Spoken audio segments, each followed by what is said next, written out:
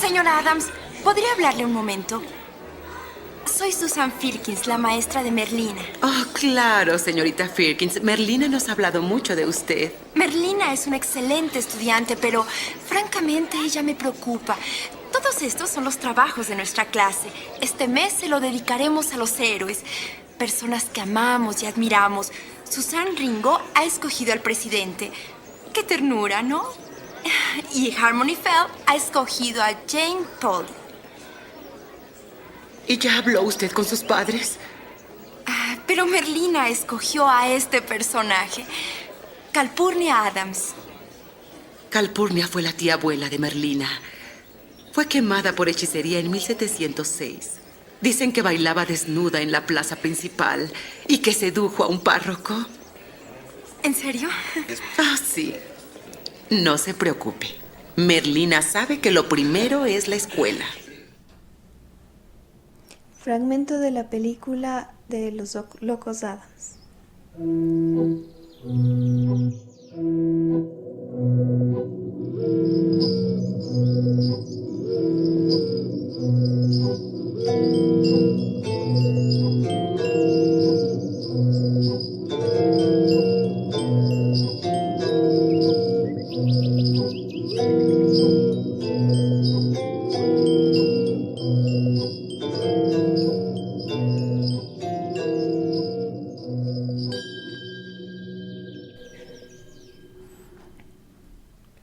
Hoy nos sentamos un momento, dejamos reposar el cuerpo para que nuestra voz y nuestra mente se muevan libremente, sin rumbo fijo, para que naveguen gustosas entre memorias, cuentos, historias, mitos, poemas, desazones y saberes. En este instante fugaz, junto a todas esas cosas sutiles que nos conectan entre seres humanos, le damos un vistazo al universo complejo, fantástico, que vive dentro y fuera de cada uno de nosotros. Buenas de Dios, yo soy Santiago Maldonado. Y yo soy Tania Rivadeneira y hoy vamos a hablar de aquella que alumbra.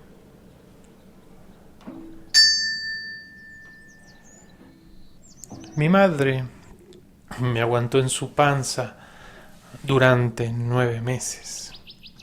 Luego me aguantó en su casa otros 25 años, sin siquiera rechistar. Asumió la responsabilidad de una vida, de la creación. Si bien es injusto sacar de este relato al padre, la abnegación y sacrificio maternal es incomparable. No solo desde el aspecto físico, espiritual y psicológico, también lo es desde el papel humano, siendo el eje central de la trascendencia humana. Un mundo sin madres estaría condenado. Y aún sabiendo todo esto, me es inevitable cortar a veces el cordón imaginario que intenta seguirme uniendo a mi mamá. No porque quiera separarme de ella, lo que pasa es que fuera de su rol sigue siendo un individuo con su propia ideología, deseos, ética y pensamiento.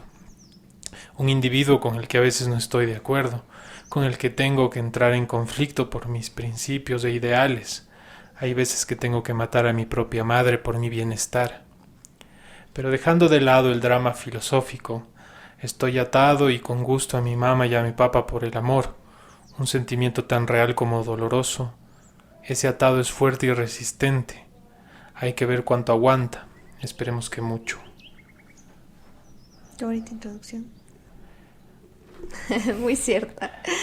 Todos seguimos atados a estos individuos llamados madres, que siempre olvidamos que son individuos. A veces se olvida, ¿no? Que como dijimos la anterior vez que hablamos de las madres, al estar ya más allá de la moral, Son su propia categoría. sí vienen a ser unos seres únicos, ¿no? Como que muy difícil de verlos como un igual. Uh-huh. Y sí, en gran parte es por la inversión de sentimiento y de tiempo y la forma en la que les conocemos nosotros, que es como mucho más desde adentro, desde lo que sucede en la familia, ese conocerle a la persona en sus malos ratos, en su aburrimiento, en su pereza, en su alegría, en todas las cosas que no existen al ojo público. Claro, ahí está la humanidad del Dios. Ujú. En su día a día cuando se despierta despeinado. Hay este libro infantil muy bonito que no me acuerdo de quién es y como Sí, sí. que vimos la otra vez, que es que dice, no, mi mamá es otra persona. No recuerdo cómo iba. Sí, Y sí, claro, sé y le cuál ve es a su porque lo mamá como revisé hace poco. ajá, completamente despeinada, desmaquillada, y dice, ¿quién es esta persona? Es otro monstruo. Claro. Pero es la realidad, ¿no? Así es como vemos a la gente desde adentro en todas las relaciones que tenemos que son cercanas. Podemos ver ese otro lado, tal vez un poquito más monstruoso y despeinado, pero que al final es donde está la riqueza de la relación, porque ahí es donde se encuentra como la fortaleza del vínculo. Y es que es esto que conversábamos antes, ¿no? De la falta de pureza y perfección en el mundo. Como a veces queremos que queremos tapar eso, queremos que sea que todo sea pulcro y bello y hermoso y no siempre es así.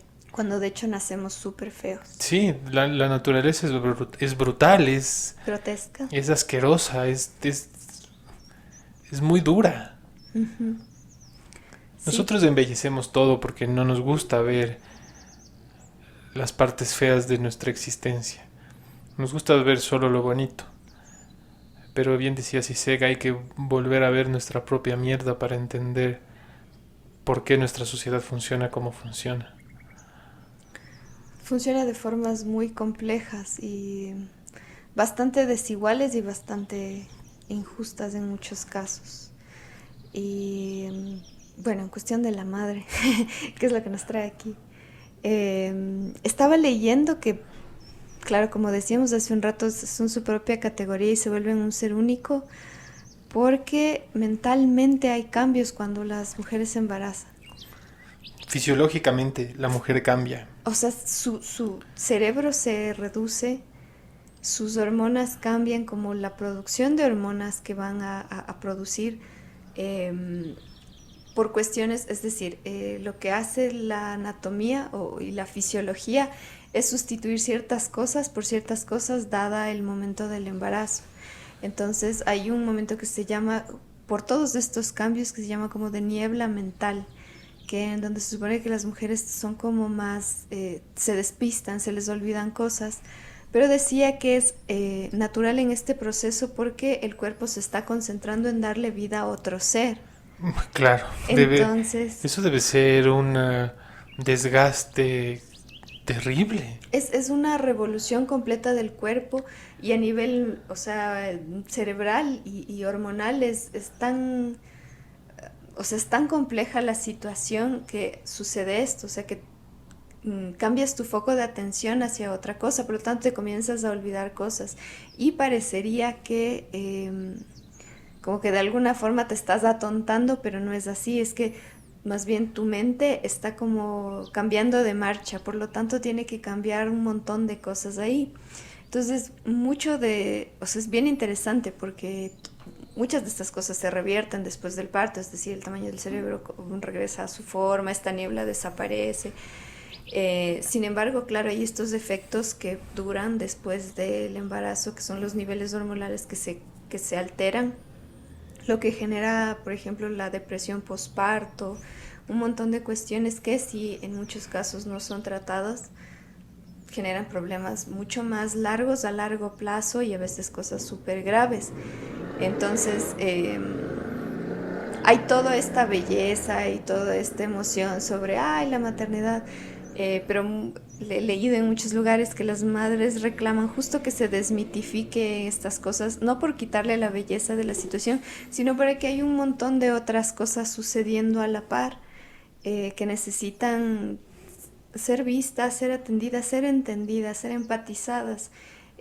Con mi hermana y unas amigas que he conversado que han pasado por el proceso de la maternidad, todas han sufrido esta cuestión de después de dar a luz no hallarse, sentir esta depresión, sentir este cambio. Es que imagínate todo lo que es que la fuerza de todo tu cuerpo y de tu mente y de todo se concentre en un solo evento. Nice. Y ese evento es pasajero porque no vas a cargar al bebé toda tu vida. Claro. Y tienes que cambiar luego a un estado en el que debes volverte como en los animales se ha visto más, por ejemplo, que decían que es una cuestión de reducción de la amígdala lo que te hace ser más lanzado, tener menos miedo, porque ahora tienes una cría que Claro. debes cuidar. Entonces, en gran parte, y claro, ahí decía, entiendo por qué las mamás son así, como que no les importa nada, a veces No, son no, muy pierdes. desvergonzadas, Te descaradas. desinhibes completamente. Porque ahora ya no es tan importante en lo que te enfocabas, ahora te enfocas en algo que es superior, que es esta cuestión de protegerle a tu cría y a este nuevo estado que es yo soy la protectora de este ser. Entonces el lazo continúa, pero se transforma a otra situación. Entonces esos son un montón de cambios que generalmente se olvidan y se descuidan por una cuestión también social, cultural y como pues de la forma en la que se nos ha criado, ¿no? La medicina también ha sido muy negligente con el tratamiento de las mujeres específicamente, como con su anatomía y con su fisiología, y peor aún en el momento del parto. Entonces se trata un poco al parto y a todo el proceso de la maternidad como un proceso médico, como si tuvieras una enfermedad. Claro, con que se estuviesen extrayendo un quiste. Ajá. Y en una sala fría de hospital, Claro, como no. con unas reglas que si bien son para que prevalezca el bienestar como de la salud del guagua, también tiene que ver muchas otras cosas, porque es también un proceso psicológico, es un proceso de Claro. inversión de sentimientos, de energías, y esas partes se dejan de lado al punto en el que después tienen como su contraparte y toda la problemática que conllevan. Entonces, esta cuestión pues de la depresión postparto y de todo este entender la maternidad, ya desde el individuo que está pasando por estas situaciones, es algo que sí se debe pensar, se le debe poner atención, siempre se le debe como, creo yo, a las mamás que están pasando, como darles de ese beneficio de la duda en todo y colaborarles para que puedan salir de esta situación. O sea, no salir como en mal plan, Sí, sino sí. como ir soltando estos pasos, ir saliendo de este estado tranquilamente. Sí, es que es difícil, ¿no? Porque dentro de una sociedad que está estructurada y estructurada en base a ciertos patrones de comportamiento, si quieres, industrializados, en los que necesitas que predomine como el uso positivo del tiempo. Me refiero a que no hay momento para, o sea, no hay tiempo para darle el valor real que necesita cada proceso, sino tienes que ser Sí, proactivo, tienes que ser rápido, tienes que hacer que las cosas pasen. ajá. Es muy difícil centrarse en detalles.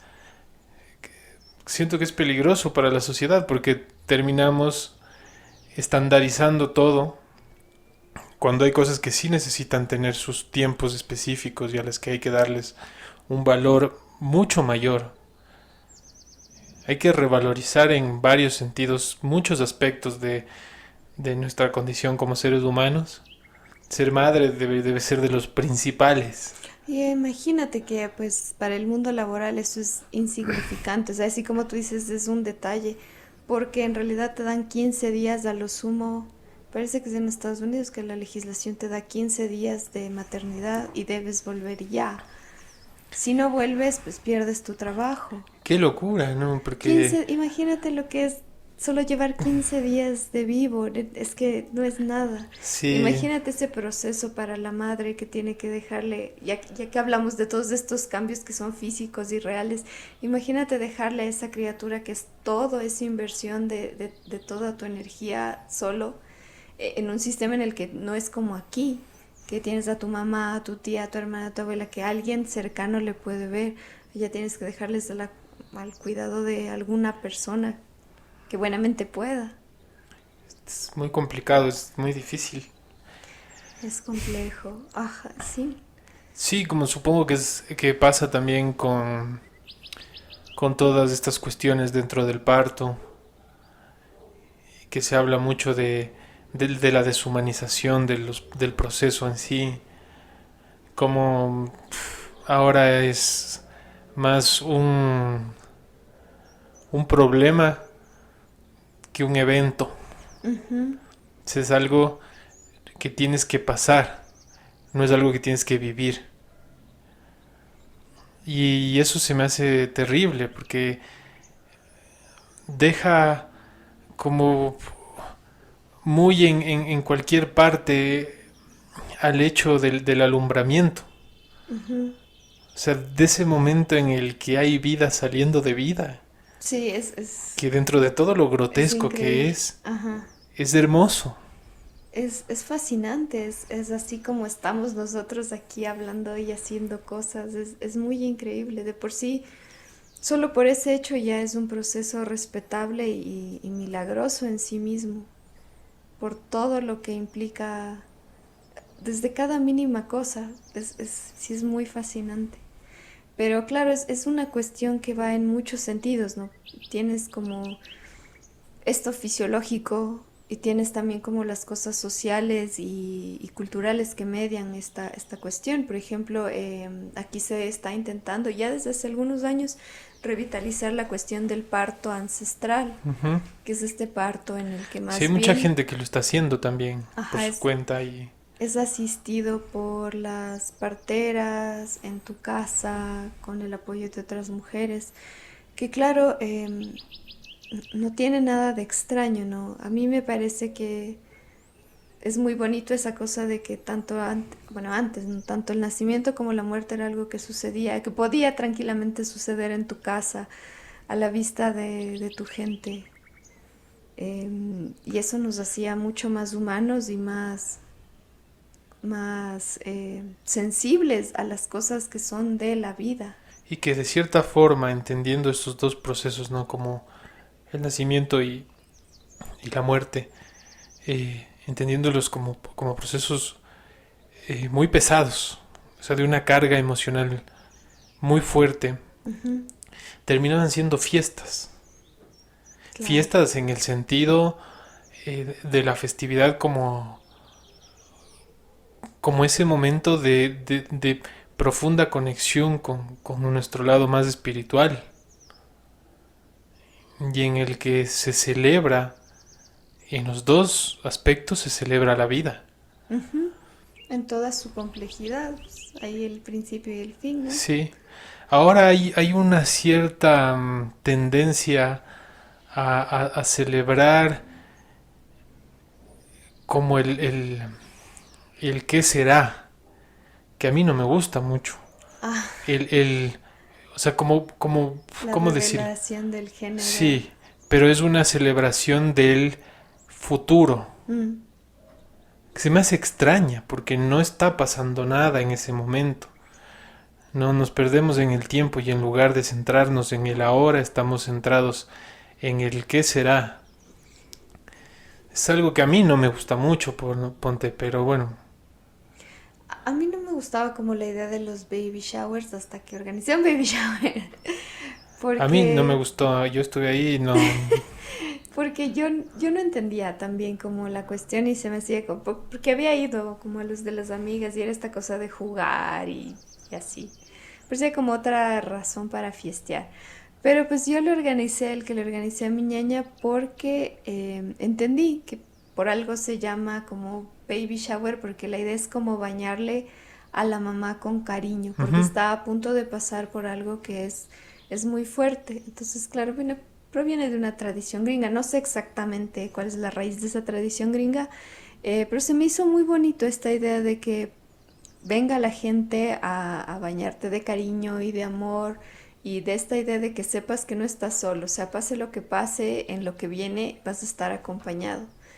Tal vez no físicamente, pero el espíritu y la presencia de estas personas está. Entonces me gustó mucho esa idea y por eso pues, lo hice. Y aparte porque es como una cosa de celebrar la alegría de un ser que va a venir y de todas estas cosas bonitas. Como idea me encanta, estoy muy de acuerdo.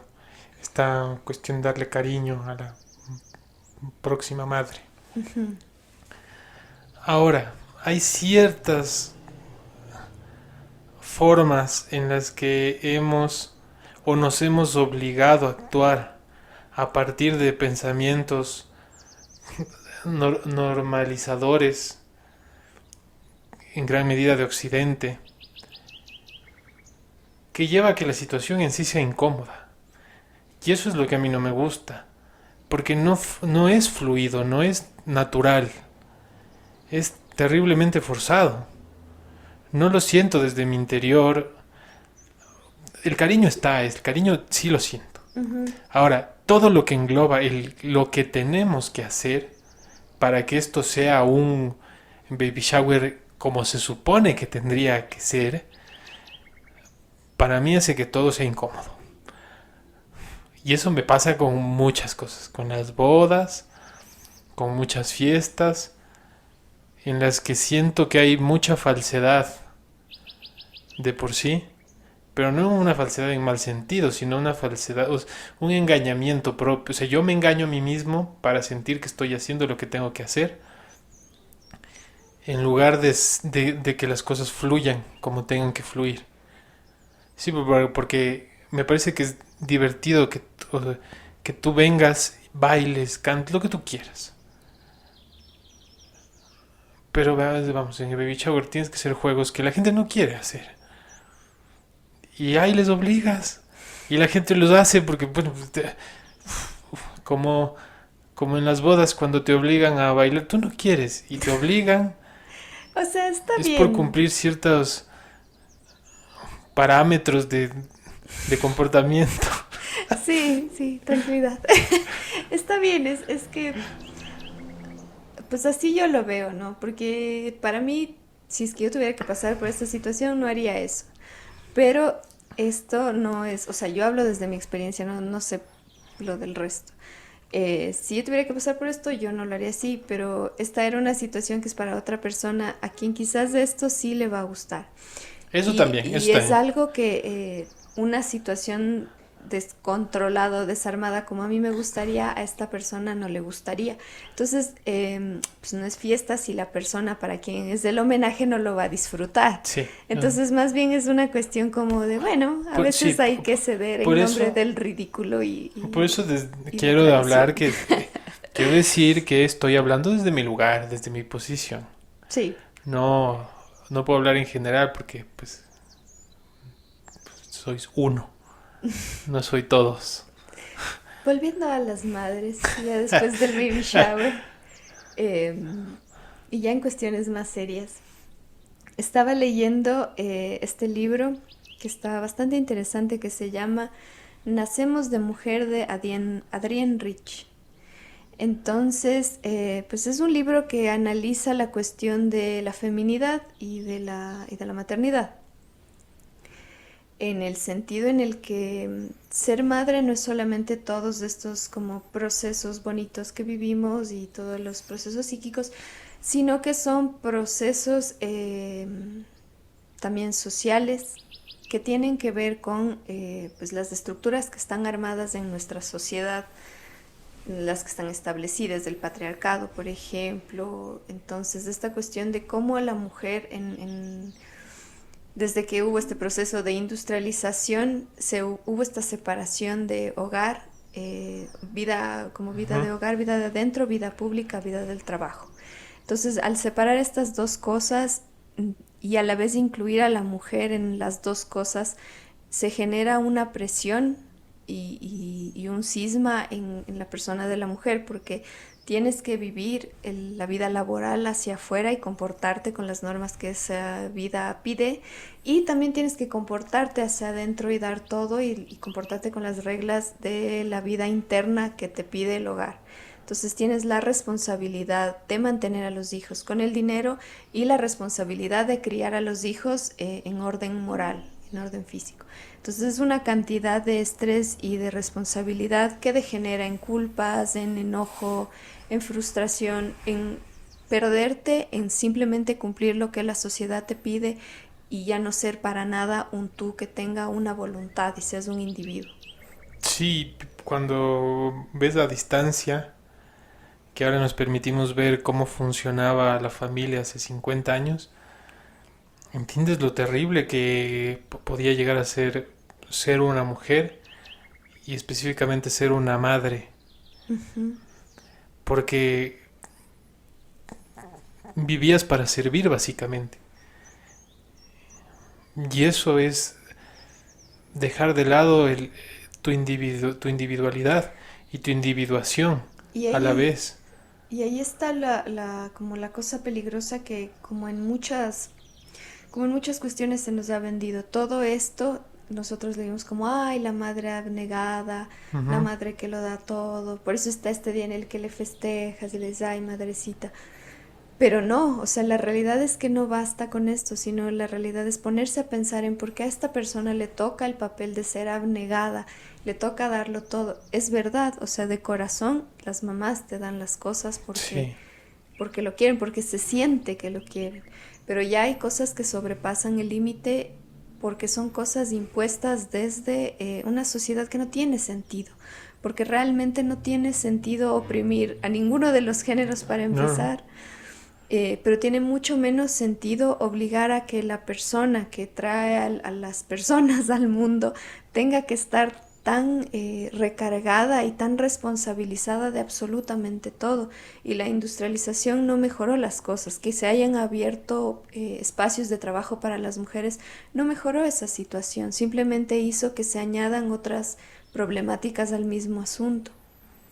Que hay que tener cuidado que la narrativa dialéctica, coyuntural de un espacio del tiempo no guíe como deidad a toda una sociedad, porque luego caemos en la justificación del hecho y eso no cambia todo el sufrimiento, simplemente hace que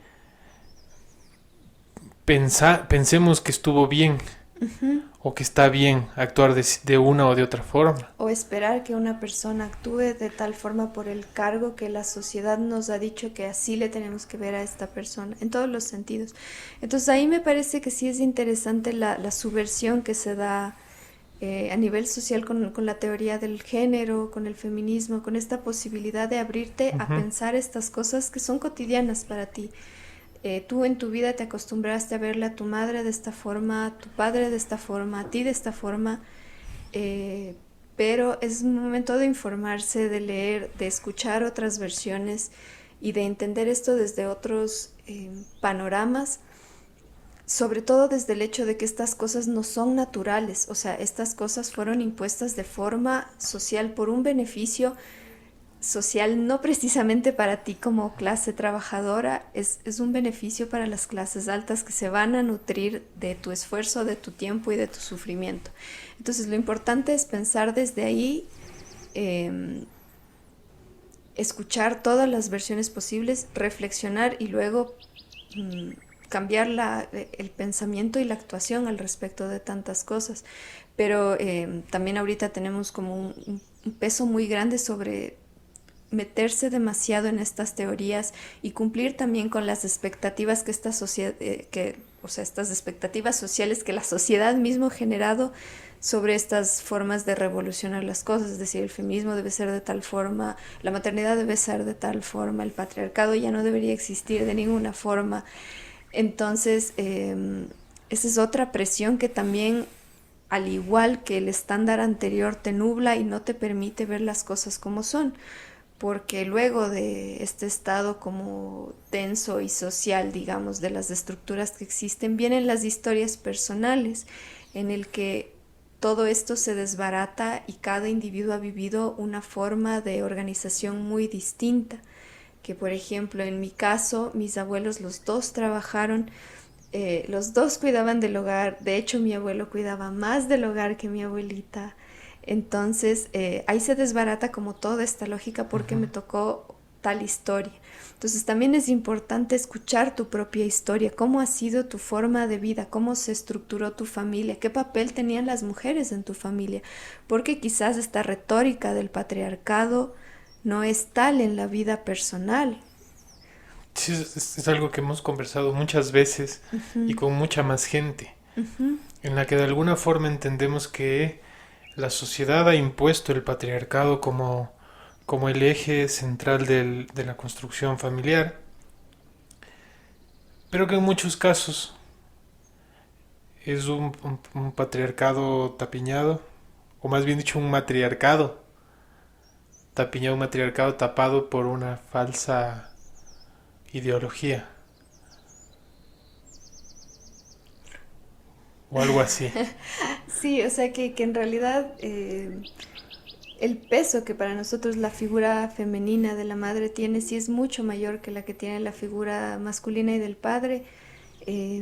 Es también parte de la estructura que se nos ha vendido, pero también es cosa del sentimiento y de la acción, de cómo has Ujú. visto las cosas. Entonces, a medida que cambie el tiempo y la forma de pensar, podremos ver de qué manera van tornando estos roles, estas formas en las que vemos a las personas. Pero todo también siempre depende de tu historia. O sea, yo creo en esto y esto era algo muy interesante que también decía la autora que les comentaba hace un rato, que también intentó como ponerse a pensar en sus hechos, en las razones, en su propia situación de maternidad y en las maternidades que ha vivido de su madre y de su abuela.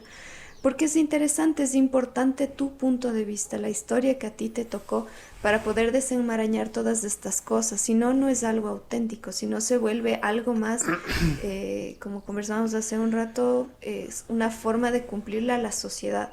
Porque ahora la sociedad me dice que revierta todos los roles y todas las cosas sin yo escuchar mi historia, sin yo Ujú. saber cuál es mi proceso y hacia dónde yo debería ir. También es una forma de vender tu alma a las expectativas del mundo. Entonces creo que, bueno, por ahí es un poco todas las cosas que venía pensando al respecto de la cuestión de la maternidad, porque tiene que ver con todo eso, no tiene que ver con las cuestiones físicas que realmente pasan, tiene que ver con las cuestiones culturales y sociales que también pasan, y también tiene que ver con tu historia, con lo que tú eres, porque también eso pasa. Entonces todo eso ya nos permite verle a la madre como un ser mucho más complejo y a entender la maternidad como un hecho mucho más complejo. Y dentro de todo esto que hemos conversado, si algo figura o algo resalta, es este arquetipo que, que al final hemos construido como sociedad de la madre, de la propia madre. Arquetipo que nos ha permitido entender desde otros aspectos fuera del físico y político, eh, ciertos patrones de comportamiento que hemos tenido como sociedad a lo largo de nuestra historia. Hay un cuento que se me hace bien bonito, que es de Gibran Jalil Gibran, que se llama Tres dioses y ninguno. En la ciudad de Quilafis, un sofista se paró sobre los escalones del templo y predicó sobre varios dioses. Y el pueblo dijo en sus corazones: sabemos todo esto. ¿Acaso no vive con nosotros y nos siguen donde quiera que vayamos? No mucho después, otro hombre de pie en la plaza del mercado habló así a la gente: Dios no existe. Y varios de los que escuchaban se alegraron con sus relatos, pues temían a los dioses. Y un día llegó un hombre muy elocuente y dijo: solo existe un Dios. Y entonces todo el pueblo se acongojó, pues en sus corazones temían al juicio de un Dios más que al de varios dioses. Por aquella misma época apareció otro hombre y dijo al pueblo: hay tres dioses, y habitan en el viento como uno solo, y tienen una grande y agraciada madre, que es a la vez su compañera y hermana. Entonces todos se sintieron reconfortados, pues en secreto se decían: tres dioses en uno deben desaprobar nuestras fallas, pero también su agraciada madre será seguramente la abogada de nuestras pobres debilidades. Aún hoy día en la ciudad de Quilafis hay quienes pelean y discuten entre sí sobre la existencia de varios dioses y ninguno, y sobre un dios y tres dioses en uno, y acerca de cierta agraciada madre de los dioses.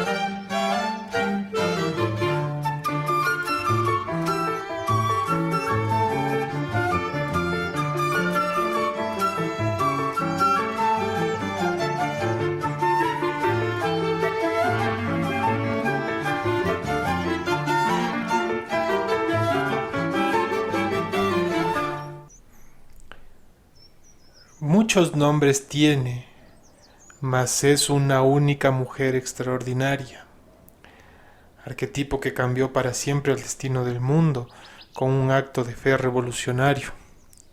Al aceptar convertirse en Madre de Dios, María consintió en ser madre de todos los hombres, de todas las épocas, sin distinción, sin fronteras, dispuesta a dar alivio a sus hijos afligidos, a interceder por ellos ante Dios, con toda la comprensión y la misericordia de que sólo una madre es capaz. Pienso en esto al mismo tiempo que repienso en el cuento que les conté antes. Es interesante ver que las características que se le atribuyen al arquetipo de la madre son casi siempre las mismas en cualquier cultura que veamos. No va a haber nunca una cultura, bueno, tal vez sí, no la conozco, y si alguien la conoce que nos la comparta, pero yo no puedo pensar en una cultura en la que la madre sea vista como un ser de maldad, por ejemplo, o un ser de destrucción. Ambivalente, sí. Bueno, Ambivalente sí, pero me refiero solo como de destrucción. solo destrucción, no. Porque la madre va a proteger, y al proteger hará lo que tenga que hacer. Hemos visto en la naturaleza muchas veces el sacrificio de una madre por el bienestar de sus crías. Uh-huh. Al pensar en todo esto, en esta figura de María, si se quiere, como la madre de todos, no pude dejar de pensar en las apariciones marianas, en cómo se ha repetido nuevamente en varias culturas y sociedades la aparición de una mujer como madre que lleva a el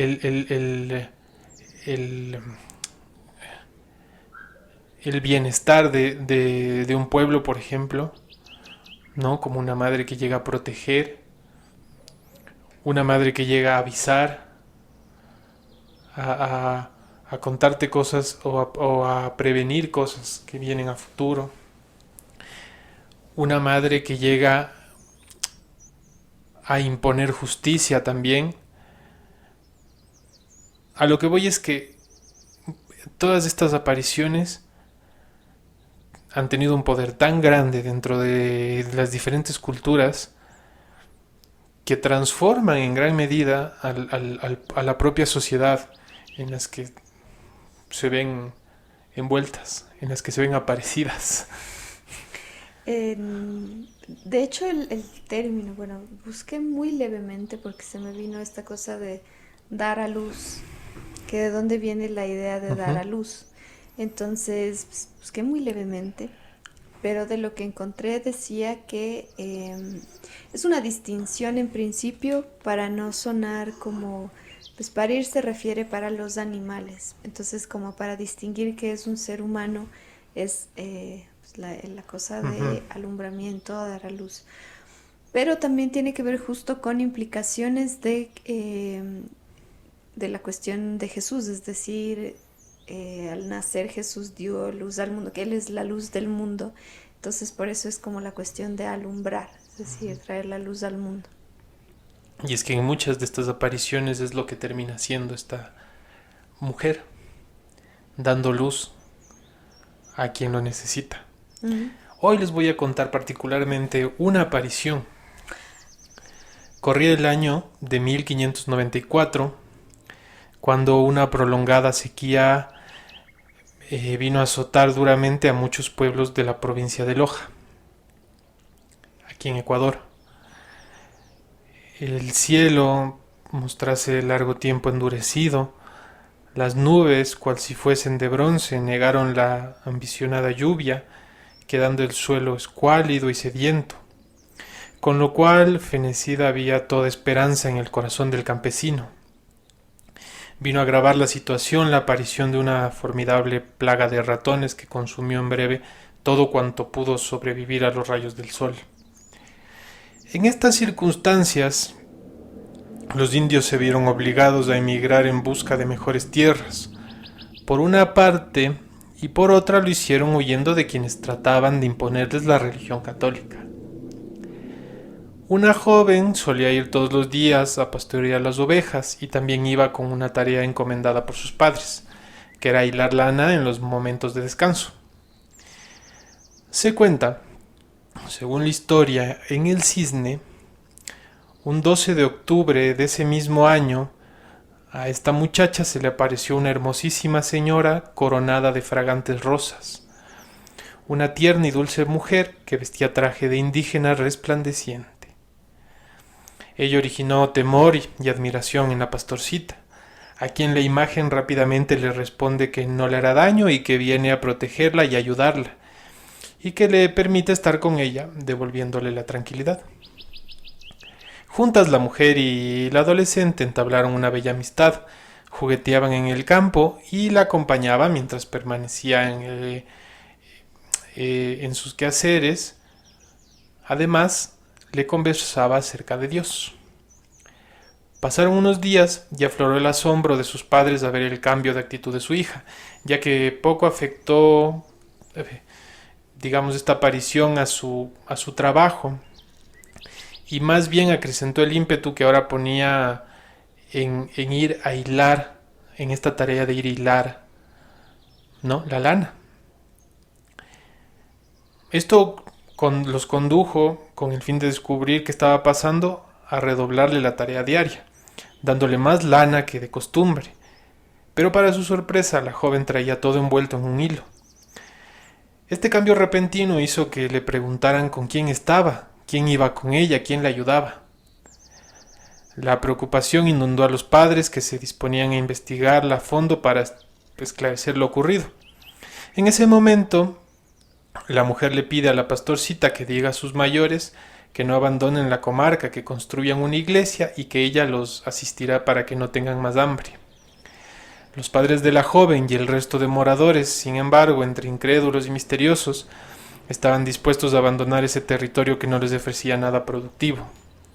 En ese instante se les presenta la Virgen María a los jefes de la tribu y les pide fundar allí una iglesia, así como les ofrece ayuda para que no padezcan de más hambre.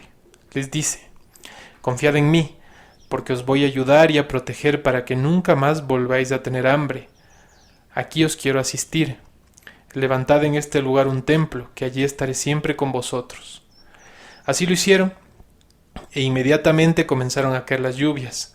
Se reverdecieron los campos, y los habitantes de esa comarca recibieron muchos favores de la bendita Madre de Dios. Confirmado el prodigio, los obedientes moradores, después de levantar el templo para venerar allí a la Virgen, conocedores que por ese tiempo se encontraba en Quito un escultor español, Diego de Robles, fueron en su búsqueda para que tallara en madera la imagen, muy semejante a aquella hermosa mujer que se les apareció.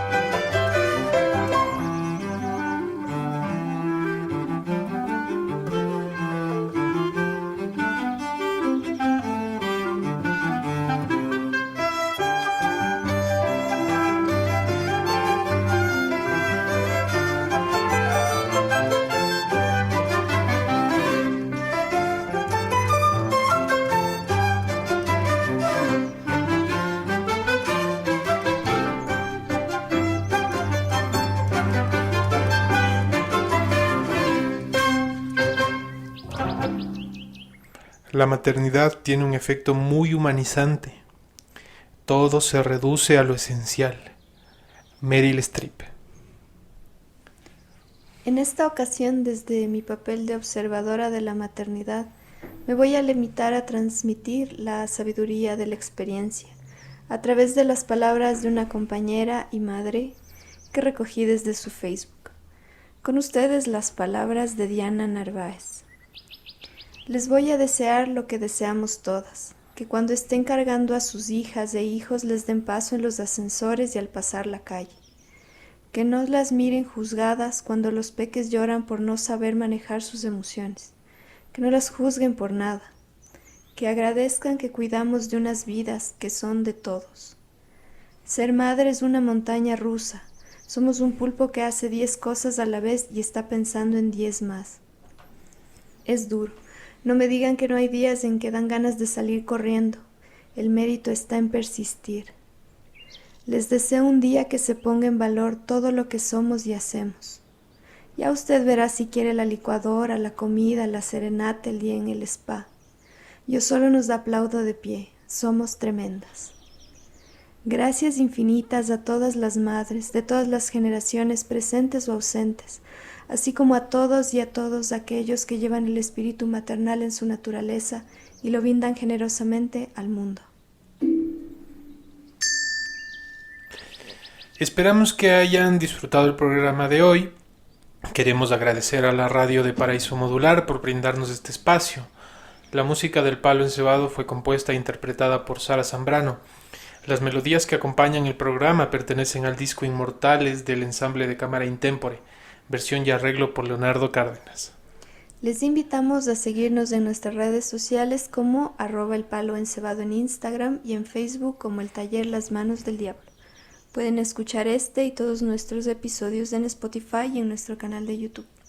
También tenemos grupos en Telegram y WhatsApp, donde intentamos publicar constantemente noticias, curiosidades, videos interesantes, entre muchas otras cosas. Pueden unirse para conversar y compartir. Les invitamos a escucharnos la próxima semana a la misma hora por la radio de Paraíso Modular. Toro Sentado, jefe supremo de los Lakota, nos increpa de esta forma. ¿Cómo pueden comprar o vender el cielo, el calor de la tierra? Esta idea nos parece extraña. No somos dueños de la frescura del aire ni del centelleo del agua. Bajo esta premisa nos encontramos la próxima semana para hablar de la tierra.